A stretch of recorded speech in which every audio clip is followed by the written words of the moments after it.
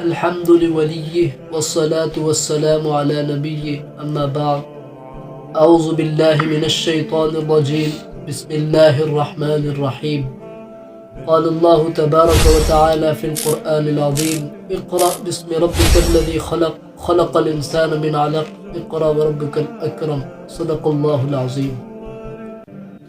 انتہائی معظم مکرم سامعین و ناظرین، السلام علیکم ورحمۃ اللہ وبرکاتہ۔ میں نے قرآن مجید کی ایک آیت تلاوت کی ہے۔ یہ قرآن مجید کی پہلی آیت ہے اور پہلی وحی ہے جو اللہ تعالیٰ نے حضور علیہ السلام کے قلب اطہر پر نازل فرمائی۔ تو اللہ تعالیٰ کی سنت پر عمل کرتے ہوئے ہم نے سب سے پہلے ویڈیو بھی اسی آیت کے تحت بنائی۔ تو آیت جب نازل ہو رہی تھی پس منظر کیا تھا، وہ حال کیا تھا، وہ زمانہ کیسا تھا؟ اس زمانے میں ہر قسم کا گناہ تھا۔ اس زمانے میں چوری تھی، ڈاکہ زنی تھی، شراب نوشی تھی، ہر قسم کی برائی اس زمانے میں موجود تھی۔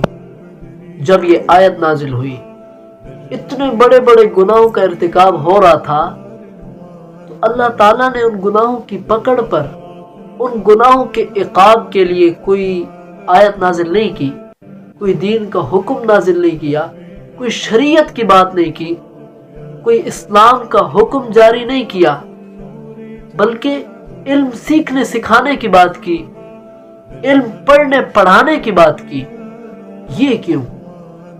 اس وجہ سے کہ اتنے بڑے بڑے گناہوں کا ارتکاب ہونا، اتنے بڑے بڑے گناہوں کا سرزد ہونا، یہ کس وجہ سے تھا؟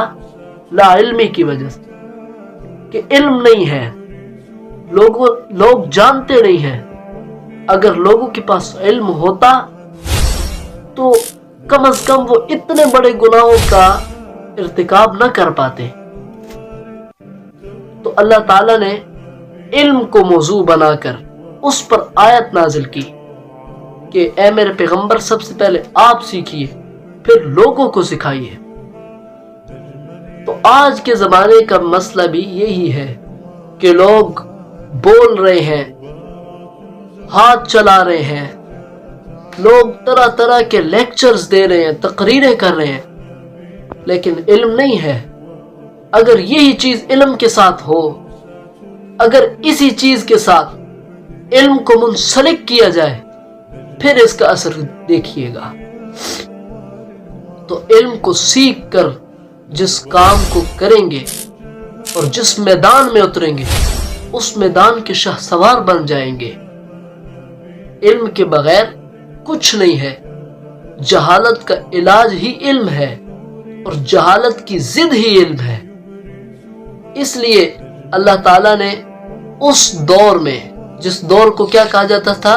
دور جاہلیت، اس دور میں ان گناہوں کو ختم کرنے کے لیے علم سیکھنے سکھانے کی بات کی۔ تو وہی قرآن ہماری رشد و ہدایت کا ذریعہ ہے، ہماری رہنمائی کرنے کے لیے وہی قرآن آج 1400 سال کے بعد بھی موجود ہے اور قیامت تک موجود رہے گا۔ اسی قرآن سے ہم نے رہنمائی لے کر آج کی اس جہالت کا علاج کرنا ہے اور اس جہالت کو ختم کر کے علم کو پھیلانا ہے، علم کی نشر و اشاعت کرنی ہے۔ اللہ تعالیٰ مجھے بھی اور آپ کو عمل کی توفیق عطا فرمائے۔